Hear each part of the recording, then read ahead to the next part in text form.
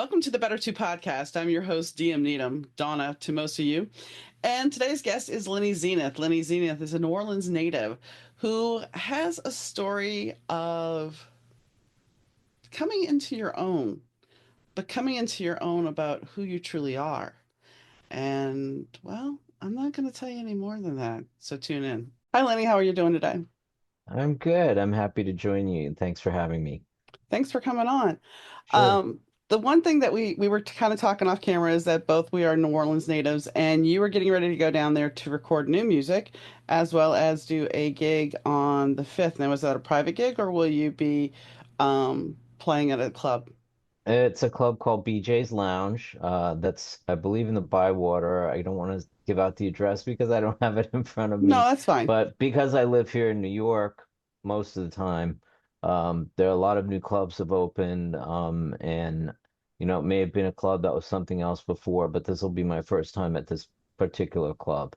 And I have a band that I play with, most of whom are from New Orleans, but the drummer's flying in from Los Angeles. And today I found out that the bass player who lives in Asheville cannot make it. So I just, had to pick from another group of people that I have to find a bassist, and it worked out. So it's quite good. But that's the life of a musician, especially when you have your own, when you're a solo musician, you're suddenly having to find a replacement possibly if something goes wrong. Happens all the time. And you sometimes have to be ready to play by yourself.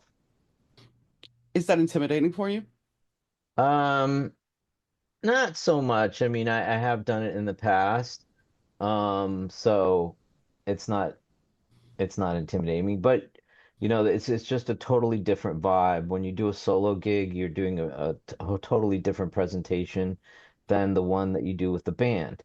And this particular band had, I'd say, pretty good following. I was sort of a big fish in a small pond in the 80s and early 90s in New Orleans, in that we got to open for a lot of big touring bands.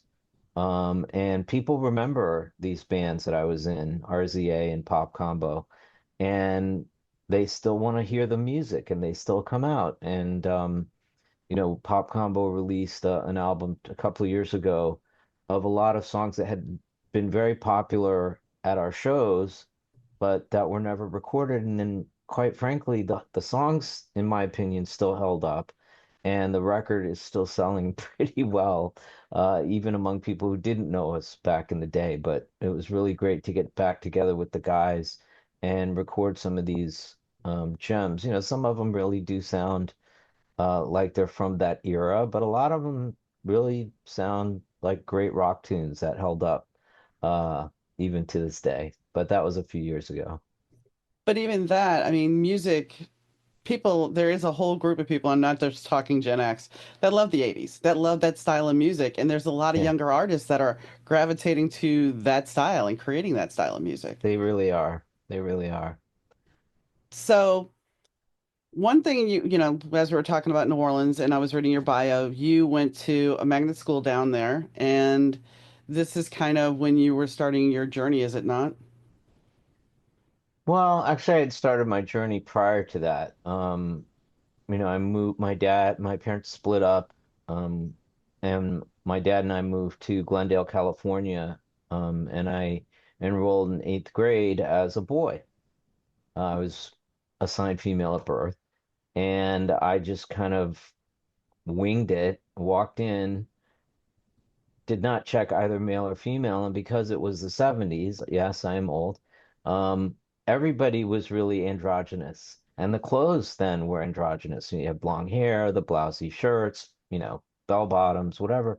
You couldn't really tell, a lot of times. And because I just carried myself in a particular way, no one ever questioned me. And it was really the first experience I had with gender euphoria, because I got to live as my authentic self.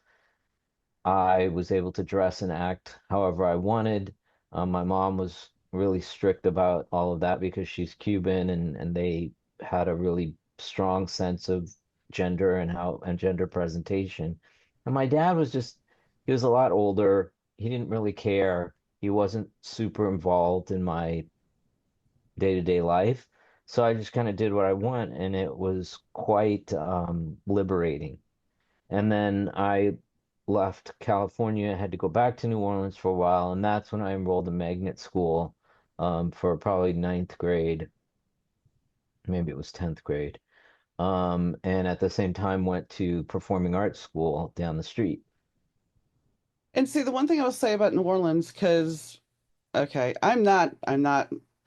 I wasn't a teenager in the 70s. I was a kid. But I grew up in New Orleans and I remember Mardi Gras Day, my dad taking me down to the French Quarter and yeah, seeing the drag shows and it was very fluid and very open. There was not so much a stigma as if you left New Orleans and went somewhere else. It was very open. That being said, I know though, once you step out of the quarter, then it's the Southern Baptist, the Methodist, the Lutheran, all of the you best be pious, and we have blue laws and all this other stuff of New Orleans in the 70s. And I mentioned the blue laws to somebody the other day, and they were like, "What are you talking about?" I'm like, "You couldn't buy lumber, you couldn't buy alcohol, you couldn't do all these things because of these laws." Well, But my dad was a Methodist preacher, ooh, okay. and so I didn't even really see the French Quarter until I was probably a teenager, and snuck down there with my friends or whatever. He wasn't super strict. He was, neither of my parents ever had a drink, um, which I made up for later on. Um, But he wasn't puritanical, I should say. He didn't care how people dressed when they came to church. He's like, they can wear a swimsuit as far as I'm concerned, as long as they come. He was just a very laid back and very liberal minister, for that matter. Um, and even in New Orleans, one of his congregants came up to him and said, Reverend Bob, a colored person came into our store today. And he looked her straight in the eye and said, "Oh, really? What color were they?" Nice. And and I thought that was a great Hmm. answer, and it sort of informed me, even though, yes, once you get outside of the debauchery of the French Quarter, people can be quite closed-minded and unfortunately still racist. Hmm. There's a couple of things though. When I was a freshman, I think it was freshman year in high school, I went to a Catholic all-girl high school and they're like, okay, you can pick some place to go for career day. Okay. I picked the French Quarter. Me and Oh, a couple that was one of the options. We could go to the French Quarter. And so we picked the French Quarter and it's like, okay, think about this. So the Catholic high school girls are going to the French Quarter to look around. If you go down Bourbon Street, what are there? Strip clubs, bars, and right, right. and of course the sex toys in the coffee cups that are Yes. actually are moving. So it's like, okay, that's New Orleans for you though. The Catholic school girls going down to the French Quarter. Um, but as racist as Louisiana can be, the first time I ever heard a KKK rally announced on TV was 19 or the radio was 1991. My mom had died. She was living in Indiana and we went to get her ashes and we're driving back to New Orleans. Oh, And wow. they actually announced a KKK rally on the radio. And I was mortified because I'm like, I'm Yeah. from the South and I've never heard this. Yeah. So I it was remember even being at a Mardi Gras parade in the suburbs, probably in the 80s, and I believe that David Duke was running for Senate in Louisiana and had and still has a lot of support there, and he came walking down the street as part of a club, a social club, and my friends and I all just started booing and hissing him. I mean, the audacity of even be able to walk down the street. Um, so, a lot has changed, but a lot of things have stayed the same, a and lot and of things. Go ahead. I'm hoping to move down there again in a few years or so, but uh, you know, there are still some really old ideas. And we were talking about school and Catholic girls' school, and I was lucky enough to go to a magnet school.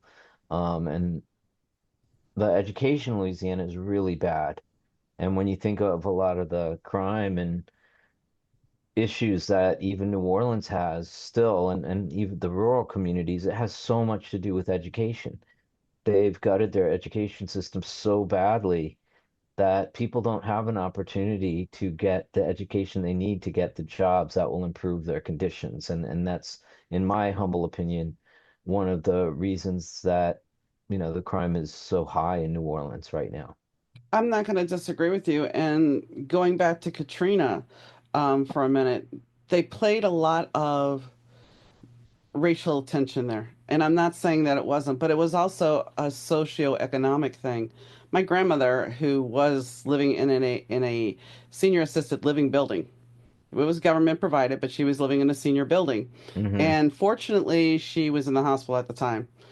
But and she didn't get out. She did not get out. She was stuck in that hospital for 4 days. But Yeah, my whole point is, she didn't have the avenue or opportunity to evacuate either. If she would have been in that apartment, there's a good chance she would not have gotten out. And half the right. wall was missing from the apartment. So one thing Wow. that nobody ever talks about in New Orleans, I mean, everybody's like, "Oh, it's a party town," but like you were saying, because of the education system and because of how they treat people, the socioeconomic deficiencies in the state, there's problems and they don't and the people don't see it because they don't have the education to or the critical thinking because we've taken that out of the school systems to be able to say, wait a second, I'm voting against my own interest. Yeah, and that, honestly, that happens all over the country, Hmm. sadly. Hmm. But I think New Orleans is because of, like you said, the education system. I think that's where the problem lies with, you can't get out of the whole mentality of pick yourself up by the bootstraps, which I do not agree with. You can't do that if you don't have an education and they're not the jobs there and they're not the programs to help you better yourself. Yeah, and I work here in New York City. I work for the New York City Teachers Union. And, my mom was a teacher, my sister and my aunt and my grandmother were all teachers. And I have so much respect for the public school system, which I think is really important. So whenever I see communities that are struggling, I always throw it back to, the education, like how were their schools or what were the opportunities given to people. And I've even spoken publicly about that. The Republican National Convention came to New Orleans in like 1990, I think, or late 80s, I don't know. And I spoke specifically about a community can only be as strong as its weakest links. And if the weakest links are uneducated people who don't have opportunities, the community's not going to be strong. And I don't see people don't seem to get that. And you saw the same thing happen in Detroit. I spent 8 years in um, Ann Arbor because my ex was going to grad school. And when people left the inner city and moved to the suburbs, the schools in New Orleans and Detroit got really bad, and so you have to build up your community. I think that's really the answer to having a strong foundation for a city. And when you're talking about the education system, we have to touch on this for a second. And I'm not going hard political, but the fact is, they people will sit there and say, "Well, I don't want socialism. I don't want that." But if you have a public school program and you have firefighters and police, you already have and an army. You already Sure, have socialist programs. And I'm not saying we should be a socialist country. I'm not saying that. But and I'll say it. democratic socialism, Mr. Bernie Sanders. Democratic socialism. Yes, There we go. democratic socialism is something that would lift us up The instead softer of the side of socialism. right, instead of the oligarchy that we're headed toward. Exactly. And look, I can go on for politics all day because I feel so strongly about it because my very existence has become political as a transgender person. Hmm. I wish it weren't, but it is. And people vote against their own interests because they're being lied to and they're being deceived. And then people get this idea in their head about what they think socialism is, which is giving stuff away, free stuff to everybody. They try to link it to communism, which is completely different. And they don't understand when FDR came up with the New Deal, they said he was a socialist. Hmm.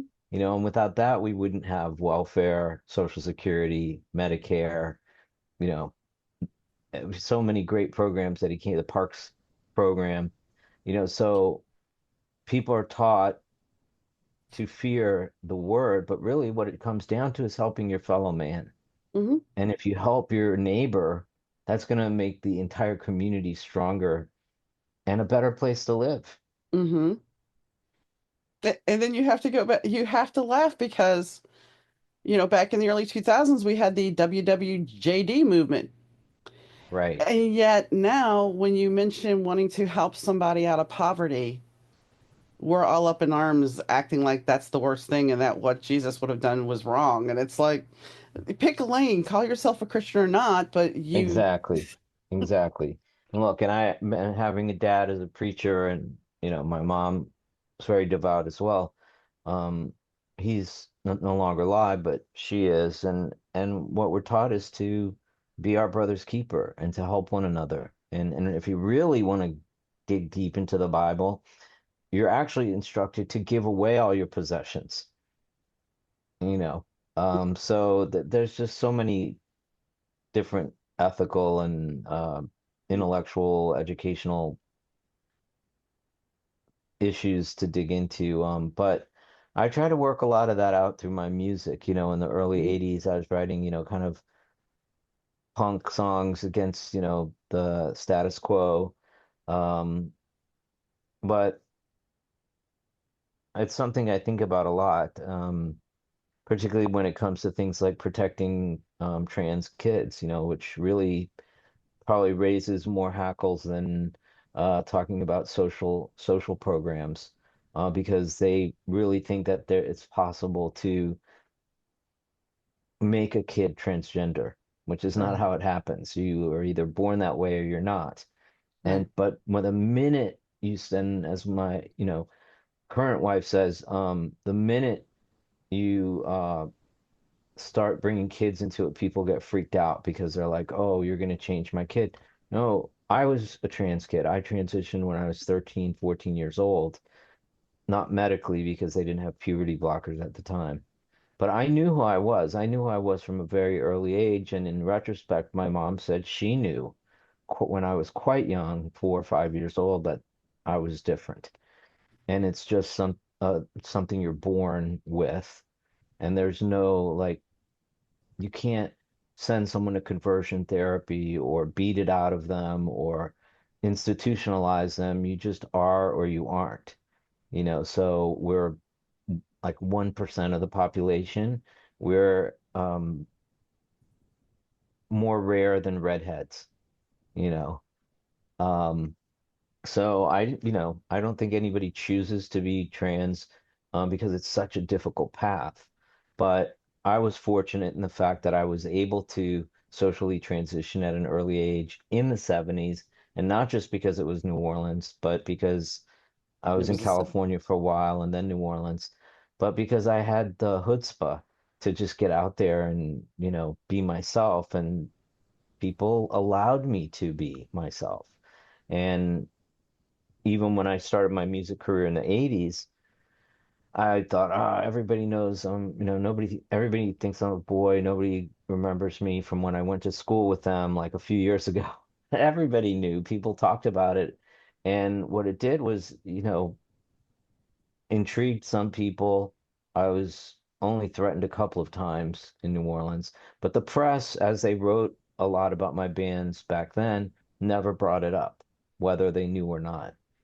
Some would go as far as to not use any pronoun, and others would just say he, him, use male pronouns. So, and I didn't, really start writing about that experience a lot until the 90s. And I had a band here in New York called Jenifer Convertible, which was co kind of coded. It was a furniture store called Jenifer Hmm. Convertible here in New York. I don't know if they existed in Chicago. I remember Jenifer Convertibles. I do remember the name. So, Yeah, so it was kind of coded to be like trans related. And then our album was called Wanna Drag. And okay. we were quite doing quite well here in New York, and they were playing us on college radio, and we had, a couple of songs, My Boy Bill is a Pretty Girl, and then the car song, which was probably one of our biggest radio hits back or college radio hits in the 90s. were all coded songs about being trans. And then I've been more out in the last 2 years than ever, but that's because the political landscape has changed so much for our community. Do you worry though, because now with the changing of the guard once again into a much more oh, I mean, I don't know how to describe what the impending is because it all depends on what gets through. But do you worry about the future and about your who you are because you of what might happen politically? Absolutely. Even with the album that just came out, it's called He, Him, Yeah, yeah. Hymn, because Hmm. my dad was a preacher and I sang a lot of hymns growing up. And it's a direct allusion to my being transgender.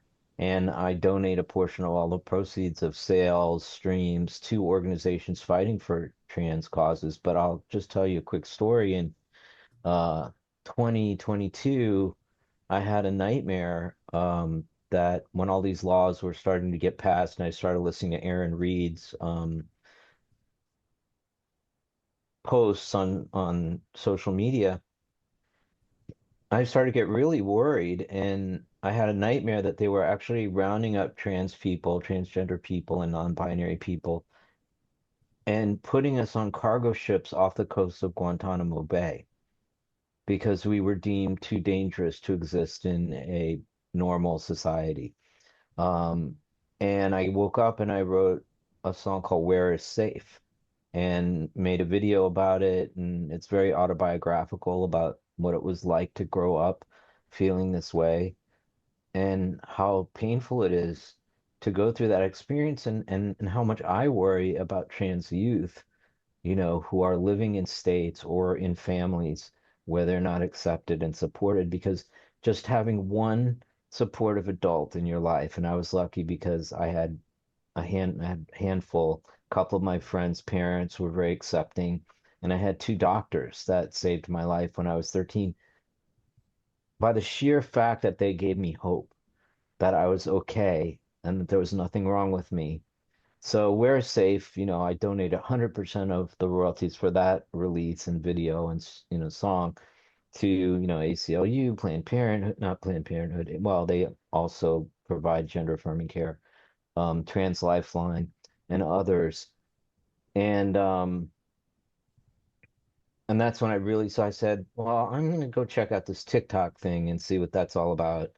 And I posted the song on TikTok, started to tell my story, and got a lot of engagement, if you will. I think that's what the kids call it. Um, People wanted to hear my story and they liked the song and people were very moved by it. And um, and it just kind of came out of me all of one piece, like, please let us play sports with our friend, accept me the way I am. Will you keep us safe? And so um, I have considered whether or not I might have to leave the country. I did have to hire an attorney because in Louisiana, even though here in New York, all my documentation is male, in the state of Louisiana, they were giving me a hard time about it, about changing my gender marker on my birth certificate. So I had to hire a lawyer to get that Jeez. done. And it's only going to get worse, Hmm. see, because they just elected a Republican governor. And and what's so sad about this is that only about 34%, maybe less, of Louisiana's voting population went out to vote for governor. Wow. So it's just, it was a great place to grow up. It's in terms of American cities, as you well know, it's like a cultural gold mine. You Hmm. have blues and jazz and birthplace of, you know, Mardi Gras. Well, Mardi Gras exists all over the world, but of so many different sounds and audio, um, and genres, I should say. But And there's art and the food. Oh my gosh. And that's yeah, that's one thing and I the miss. cocktails, I mean, there's just so it's a great place and it could be so much better if people would get over their freaking racism and stop voting against their own interests. It's very historically very corrupt, as a lot of places are. Look, here in New York, we have our share of uh, corrupt politicians as well. But it's a great place to make music. I mean, because people will go out at any time of day or night to go and hear a band, and I had some great experiences growing up there, opening for bands like U2 and Iggy Pop, The Replacements, um, Marshall Crenshaw, Gun Club, a lot of cool Nice. gigs. And that's the thing though, what you described about New Orleans is so very true. I mean, when I think about because one of the most important things that I've seen as a piece of art, which is going to seem ridiculous, that I still remember was seeing Napoleon's death mask in the Cabildo. Yeah, And as a kid, I saw that, and it made such an impression because this is something from a person that was dead that they cast their face.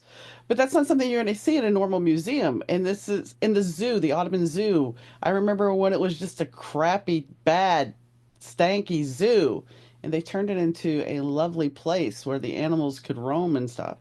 right. But the thing is, you go through this whole transformation there. For me, when I left when I left New Orleans, we moved to Shreveport. And that was the complete culture shock because Shreveport was not the Total, Shreveport we know now. Shreveport was very much the conservative, and I mean, I'm not saying it's not conservative now, but they opened up the Hollywood aspect, sort of, right. after I left.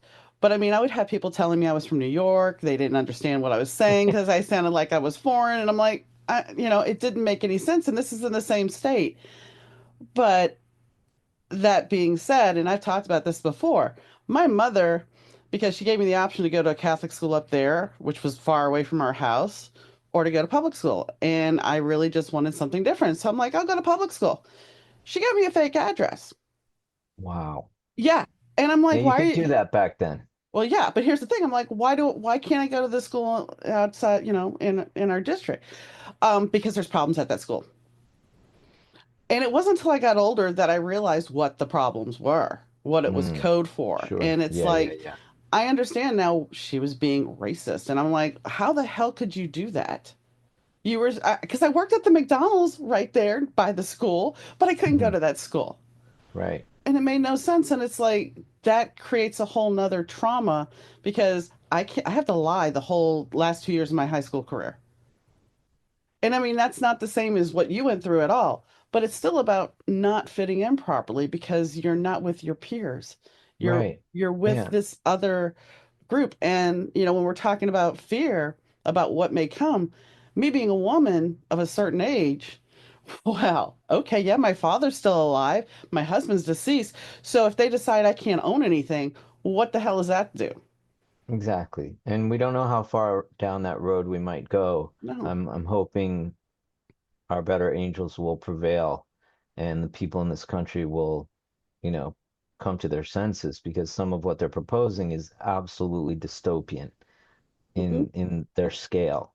When they talk about cutting regulations and cutting back on programs, I mean, cutting back veterans benefits, which is heinous. Um, But yeah, so we're gonna bloat the military budget. yeah, right, right. But it's so interesting that you talk about that, because I did go to integrated schools in New Orleans. My wife's family is from Shreveport, interestingly enough. And so I've been there several times. It is still pretty conservative, but you know, we ideally would be able to come together as a community, but so much has been invested in dividing us instead Hmm. of bringing us together. And it's paid off, but it's only paid off for these people up here Yeah. that are pocketing all the money that they get from the culture wars that are being fomented down here. Oh, you poor working class people need to be fighting against you. I'll just tell you a quick tidbit, because we're getting away from the music topic Sorry, because sorry, conversations ramble this way. sorry. But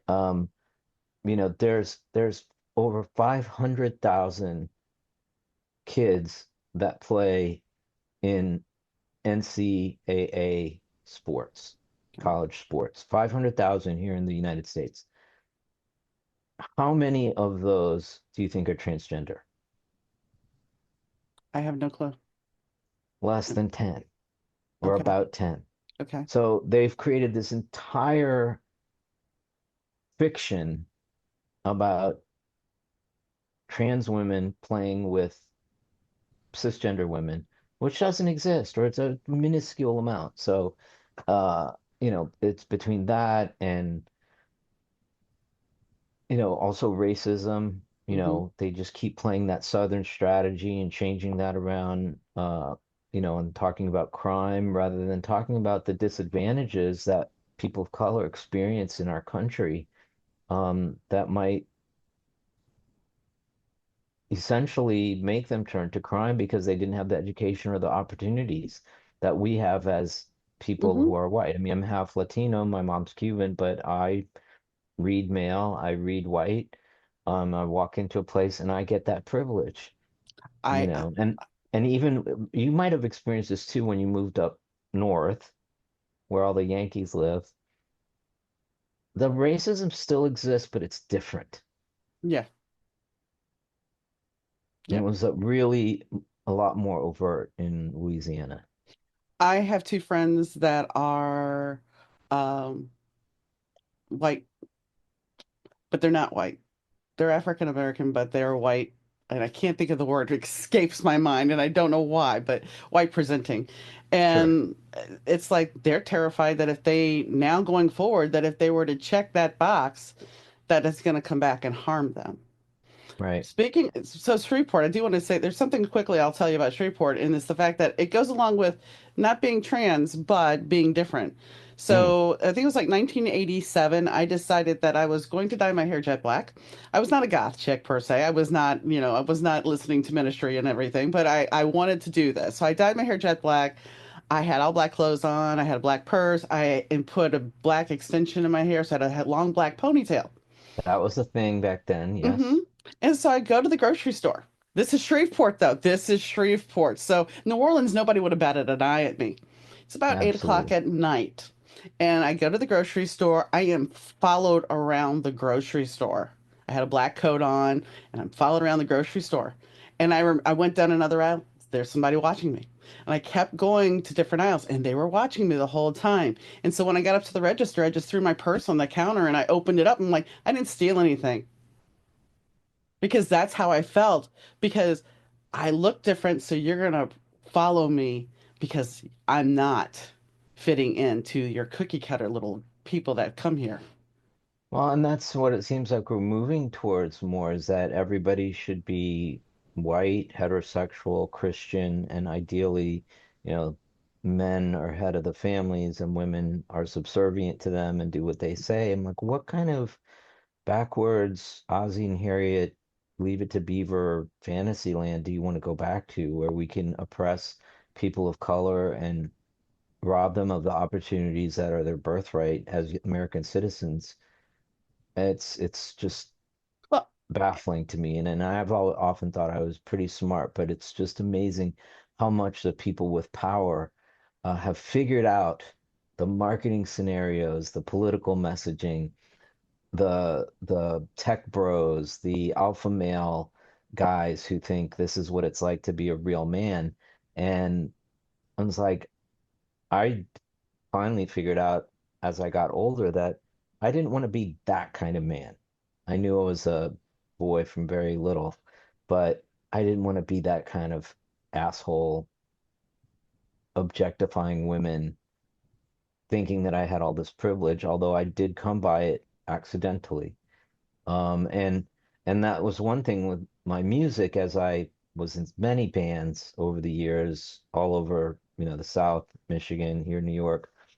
I never wanted to use the trans thing as a gimmick. I wanted the music to stand on its own. Maybe in retrospect, it might have been better to use that, but I didn't want to. I wanted the music to stand on its own, even though in the 90s, a few zines, we called them zines back then, if you remember that, hmm. wrote about my being trans. Um, I never wanted to make my music about that until I had to. And so with he, him, even though most of the songs on it are about their love songs. There's songs about rescuing dogs. There's a song about my sister who passed in a car accident in Colorado 20 years ago. There's a song about my mom on it. It's about love and loss and longing. I can't really point to, anything that's specifically trans or transcoded in this album, but my experience has definitely informed my music. Everything from growing up in New Orleans and, the music down there, being a preacher's kid and being surrounded with hymns and show tunes and classical music, and then, later falling in love with punk rock and new wave. And I think all of that coalesces on he, It him, does. It does. because, and I was even kind of influenced by country music. Yes. Which was a surprise to me because it was not something I listened to a lot of until more recently. But you know, and here's a good question for you. How many transgender pop stars can you name? When I think transgender, the only person that really hardcore comes to mind is Caitlyn Jenner. But she's not really a pop star. No, no, but She's a I she's know, yeah, I know, I know. yeah. And she's But not a okay, but particularly great member of our I community, I but can there's get all I can give you one from, I mean, you might not even know. And she okay. wasn't a pop star, but she was in a music video back in the day. And she was British, and she was the first trans person in Playboy, and that was Okay. Tula. Her name was Tula. Oh, I don't know. I don't know Tula. Wow, I thought you were going She, to say Marilyn, because mm, she was in the 80s. She had kind of a Madonna look and she had a couple of videos out, but yes, she was more yes. non-binary. Pete But Burns Kim, was connected to her oh, from Dead or Alive. I did not. I love that band. And saw them live, Nice. uh, in the suburbs of New Orleans. But then of course there's Kim Petras, who just won a Grammy with Sam Smith a year or two ago. Only one. So I thought, in the 80s, and this actually happened to me. There was a producer in New Orleans who really believed in me. He believed in my music. And he spent a lot of money on a demo that he was pitching to MCA Records for a development deal.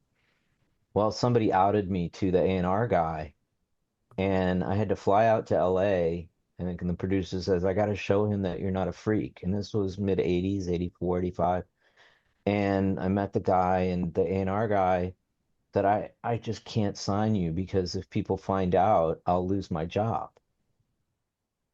Now, I was, this close to, I'd already opened for these huge bands, U2, XTC, X, Gang of Four, you know, Nice. every 80s band that came through New Orleans. So I was like, oh, I'm next, I'm gonna be the next, on tour with my band. But it just, I guess it was because I was trans, because he thought my music was great. Um, but since then, there's been one. There's a couple of others in other countries that are now kind of percolating and come, but you can't think of No. anybody who's pops into my head that's become celebrated. So I'm hoping that eventually there will be. That's the hard thing though. I mean, it's I remember when Neil Patrick Harris um came out, and it was kind of surprising. Same thing with Ricky Martin, and because they appeared, they gave the presence of the stereotypical, especially Neil Patrick Harris in his How I Met Your Mother role in the Harold and Kumar movies. He came across as very hetero, and Yes, the thing is, it didn't hurt Ricky Martin. It didn't hurt Neil Patrick Harris, and it's like, why do and you want to. And it pisses me off when you have these people that are sitting there going, well, people shouldn't, drag shows and but yet you love Milton Berle, you love Flip Wilson, you loved all those things, and now you're losing your mind. What? I don't understand. And right, I know it's not all the right. same thing, Well, but look at David Bowie in yes, 1972 and 73. I mean, yes, complete drag, makeup, yeah, women's clothes, everything. Nobody batted an eye. Mark Bolan, I mean, the Rolling Stones, the New York Dolls. I mean, we had Mm-hmm. everybody was in some form of drag, and nobody batted an eye. But what they figured out, much like the Southern tragedy, that you if you use certain coded language, you can get people angry and outraged about anything.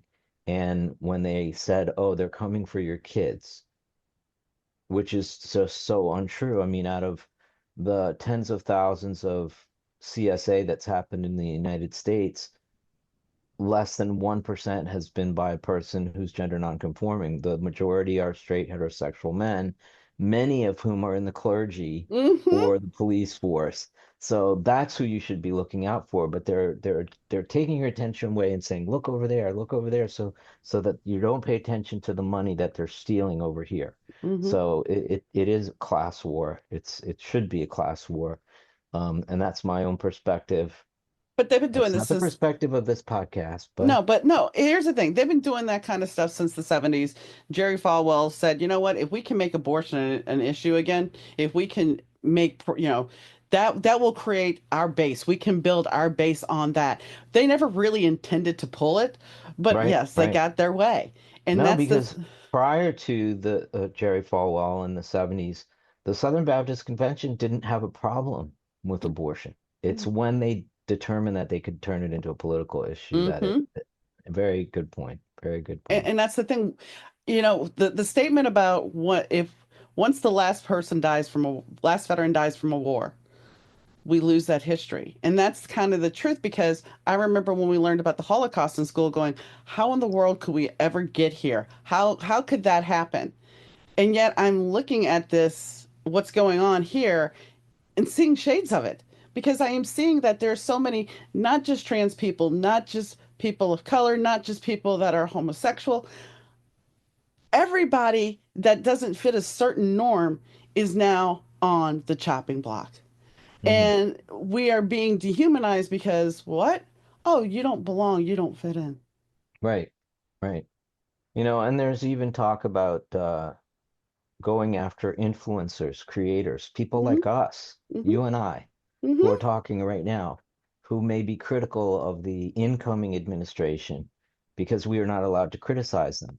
Well, hmm what is that called? It's called authoritarianism, a dictatorship, fascism. I mean, we have to be really, really careful how far we're going to let them take us because it could get really bad. And speaking of the Holocaust, the first group of people they came after were transgender people because Mark Magnus Hirschfeld had a clinic it was a sexual research institute in pretty sure it was Munich, maybe it was Berlin, and they burned 30,000 books and work and ephemera photographs. He had done all this research. Berlin and Paris were like the haven for gay and fun, kind of like New hmm Orleans, where there were gay clubs and lesbian clubs and trans people and drag queens. And the Third Reich came in, burned it to the ground in an air raid. And Megan Hirschfeld, lost all the work, all the research and study that he had done on what it's like to grow up transgender in the 30s. Well, I think he started in the 20s, was lost. and Okay. then people have to go back and hide again. Yes. And I lived stealth for a long time. When I first got to New York, I didn't have a community here, and I was with my girlfriend and later my wife, and we told our close friends, of course, and a few people at work knew, but I was living stealth. I passed obviously very clearly and easily, but when I had an opportunity to speak out and speak at PFLAG or speak at a university, I took that opportunity because now I realize how fortunate I have been to live this long and to have some of the successes that I've had, that I have to speak out for those who can't speak for themselves, and those would be kids or people who don't have supportive families. Um, it's sort of my responsibility, I think. Well, and that's the sad thing is as you're talking about burning of books, the in the Project 2025 piece. smut books, which yes, there's a little smut in my books. I could go to jail for that. Yeah, I mean, absolutely. how is this? You can go to jail if you get an abortion. You can go to jail if you help somebody get an abortion. You can go to, but then I look at this and go, okay, but then there's the billionaires who or millionaires who own the private prison system, and they're going to have more, being able to get more money. So is this part of that? Is this part of that equation that we need to just we neutralize everybody? We can get more money from the government by doing this. Right. And the thing that I would like to point out is that women's rights and trans rights are very intertwined. And so we have to fight for both, Mhm. and just even with these bathroom bills that they're trying to pass, it's going to affect women who they don't think look feminine enough. And Hmm. God knows I have a lot of cisgender friends, women friends, who choose not to wear makeup, who like to keep their hair short, who like to wear a football jersey and jeans, regardless of whether they're gay or not. I'm like, you're going to stop them from going into public bathroom and they're going to have vigilantes looking out, doing like the bathroom police.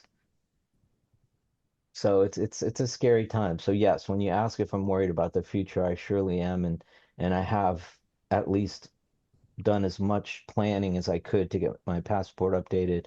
My wife and I have talked of the possibility of moving to Portugal or Spain or somewhere that's, safer than the United States. Canada is on the map. But I'm hoping it won't come to that because I would rather stay and fight and make this a country as great as it could be.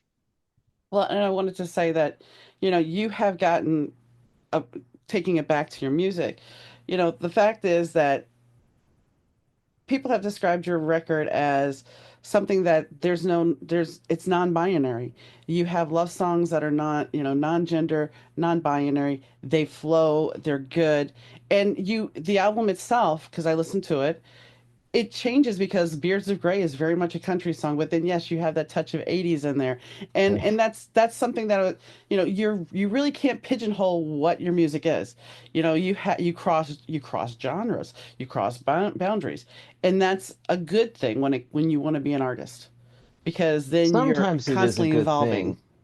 thing. And getting back to, I don't know why I keep coming back to the title of your podcast. When I think in retrospect, when I first started, it might have been better to have stuck to one genre. But even as early as, the mid 80s, when I had a big showcase here in New York with one of my bands, the one that's playing in New Orleans on January 5th, we're having a reunion many, many years later. And we all have beards of gray now. Um, they said we couldn't pigeonhole, we couldn't tell what you were. Like, were you punk? Were you rockabilly? Were you um, new wave? We couldn't fit you into a box, which the music industry and book publishing likes to do. It Hmm. might have been better to have established a sort of more cohesive genre at the beginning so that when I got to the point of making a record like He, Him, that's a little bit all over the place, you get the largesse of an artist who's established to experiment. But I would say in the beginning, it might have been better to stick to one style. But I was like many artists, I'm sure all of your books are a little bit different. I just love so many different kinds of music that, oh, well, I have to throw in a little bit of show tune here, and I have to throw in a little bit of, rockabilly over here and a ballad. How about having a ballad? And so maybe that was part of the problem, but I think, you know, rock stars also had a certain look, Hmm. tall, thin, slim hips, broad shoulders. I didn't fit that stereotype even in the 80s when I was still young and cute.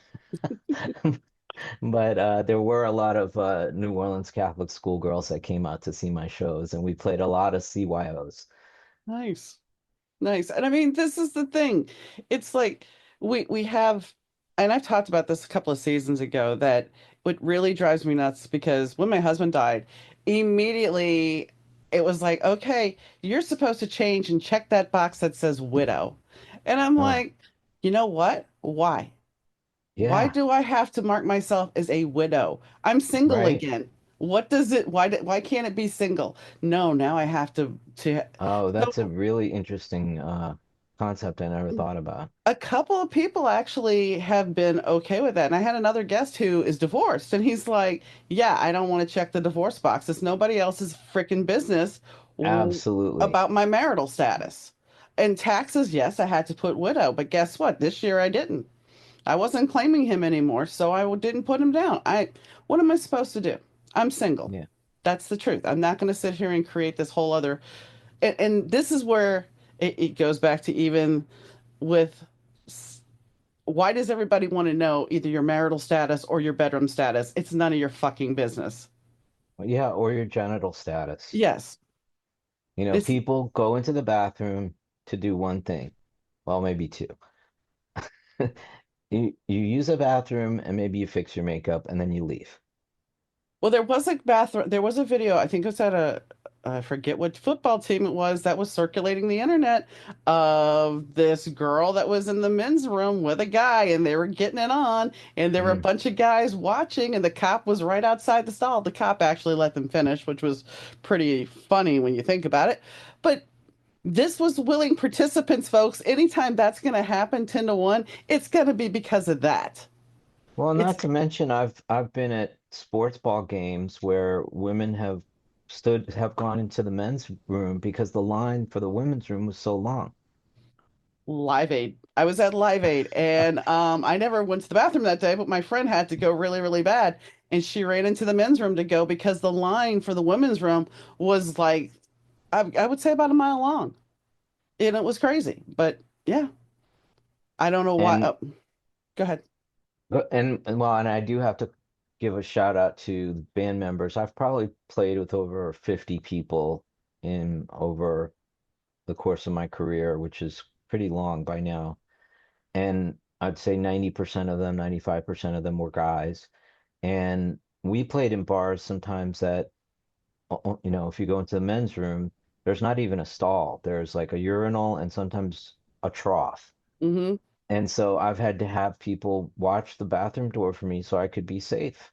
And then they were all like so cool. That's one thing all my bandmates always knew, and they would, kind of rib me about it but they were all accepting. And they all, I think most of them loved me and cared about me and still do and supported me.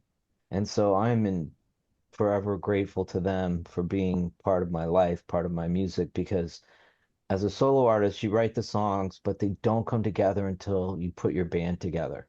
I mean, I can do a lot of solo stuff at home now with everything's in the computer, but all the gigs that I played, all the studio time that I have spent were spent with people that you're working on something very personal, which is your song, which is telling your story, very emotional, and they have all been so supportive and such fierce allies, especially my dear friend James Pertusi, who is not only my landlord, but played bass and produced this album. Okay. And I've known him for almost 25, 30 years. And the mastering engineer who mastered the album, Emerson Mancini, is a trans man, and he's won 3 Grammys for Nice. his work with Lizzo, Kendrick Lamar, John Baptiste from New Orleans.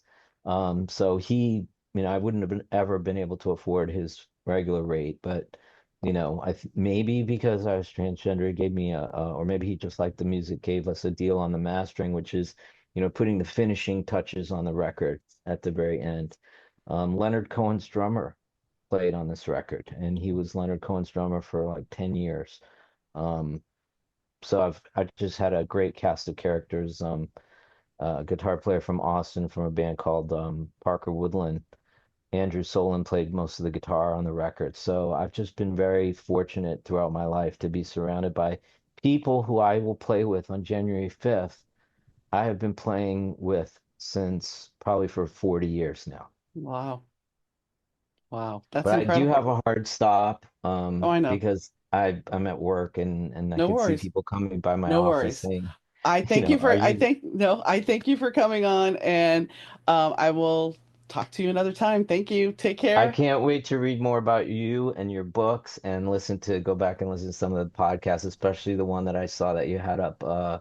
It wasn't paranormal, it was something else. What was it? Oh, Reincarnation, past lives. we have reincarnation, past lives. We have all sorts of stuff. I run the gamut. So normally we would do this off air, so the people get the little shout out. So anyway, thank you so much, Lenny. I hope you have a great holiday, and I'll talk to you later. Same Bye. to you. Have a great day. Bye. Bye. So I think that Lenny's story is an interesting story, and I know our ending there was a little different than most because, well, normally that kind of conversation happens after the camera goes off, and you know we just talk a little bit. Unfortunately, Lenny was at work today, and I knew it, and I was trying to watch the time, and I let it get away from me. But that's beside the point. The point here really is about the conversation we had and his journey. I mean, he has been a musician for over 40 years, and he had to come to terms with deciding that, you know what, when he went to eighth grade, making that choice to not check a box. And he's right. Back then, nobody asked any questions, nobody cared. And it was funny because I had that short pixie cut. Back in the 70s, the Hamill Camel came out, which was Dorothy Hamill's haircut, which was like a bowl basically. And there was also this little short pixie cut. And my mom decided that I needed to, because I was playing with my hair and I was starting to chew on my hair for some dumb reason, nerves, I guess. She decided that I needed to get my hair cut because she didn't want to deal with me chewing on my hair. So she cut my hair and we went to a festival, my dad, and I think I've mentioned this in another show possibly. But I have this cute little pink shirt on that's got flowers and a little lace collar. And I go to this booth with to get corn.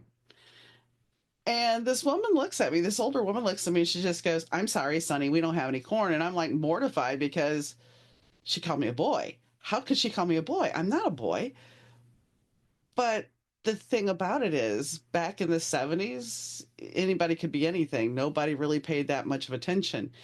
And sure, there were guys that would have worn that shirt, but I was a kid. And it just kind of threw me for a loop because I admit that, yeah, now when people used to say I look like my dad, I was like, no, I don't. And depending on who you know, some people say I look like my mom, some people say I look like my dad. So it just depends. But I see that, and I see that in a lot of women that we look like our dad, which is part of a conversation that we did not have on air. Um, but yeah, I'm one of those women that unfortunately I can't grow my hair long. I don't have a lot of hair to begin with now. And well, out in the real world, for the most part, I don't wear makeup. I wear makeup to do this. I wear makeup if I'm going somewhere important, but 9 times out of 10, I don't wear makeup. But if I'm going to be asked to conform to being into a certain cookie cutter, I don't know how that's going to work. I don't know how to live life like that. And I think there's a lot of people that are going to be affected by, I don't live my life like a trad wife. I don't live my life in a certain cookie cutter image. And I want us to be able to expand that. How can we get past this, create the blocks that they want to put in place? And I think the interesting thing here is when we're looking at, and I know people are going to be like, what? Pluto has moved into Aquarius. And some of you guys are like, yes, so Pluto in Aquarius is all about revolution. It's all about going against the grain because Pluto in Capricorn was showing us all the rot. It was showing us the rot in our political systems and our religious systems.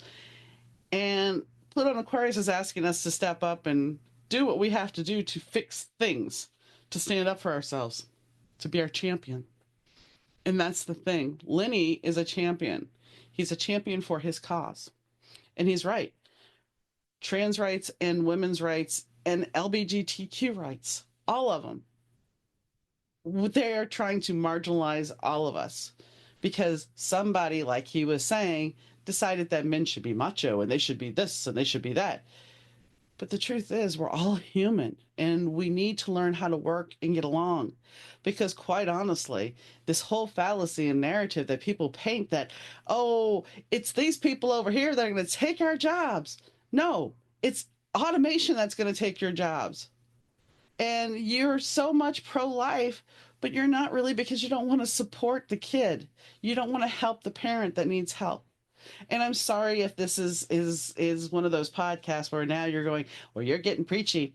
Well, this is my podcast and this is how I feel. And if I'm in trouble for it, I'm sorry. But we are all human. In humanity, that would be what God put us on here for. He didn't put us on here to make us rich. He didn't put us on this earth to create for us to be just this organization of stepping down on people and putting down people. He created us to be us. Good, bad, and different. And we need to embrace that. And so, if I offend you, I'm sorry. But this is my podcast. And if you tell me you're pro life and then you don't want to do anything, I'm going to say you're pro birth. And if you say that somebody's going to take your job, I'm going to tell you automation is going to take your job a lot quicker than any person. So, sorry to get preachy. And if this gets me in trouble, I'm sorry about that. But then again, I'm not sorry because it's the truth. We need to work together as people to help heal and to help bring people together as a community and not be so diversified or looking at somebody going, oh, look at her. I can't. Really? You don't know that person's story. You don't know where that person's been. And I've had a person that had been homeless at one point in her life. I've had her on the show. And being homeless is not necessarily what you think it is. So instead of looking at people and judging, you don't know their situation. And that goes for sometimes, I've been guilty of judging people, but we don't know their situation. And we have to be more open, more responsible, and more respectful of people. And dare I say, when it comes to their orientation, minding our own fucking business because you know what? It's their business, not mine. Just like wanting to shut people down from wanting what they write. Well, you're not going to be allowed to read smut, and the person that wrote it could go to jail. Why? Because you deem it wrong? Because you think it's going to mess with somebody? And if you think that, then you shouldn't be listening. So, on that note, I'll step off my preaching box. I hope you enjoyed the show. I hope you found it informative. And, well, I thank you for listening. And if I pissed you off, I'm sorry. But I thank you for listening. And long story short, thanks, Rich's Eye, for handling the audio production. And thank you, Fast Susie, for doing the music. And thank you guys for listening because you listening is important. And open dialogue is important. And different points of view are important. So, on that note, thank you again for listening. I thank Lenny for coming, and I'll catch you next time, guys. Bye.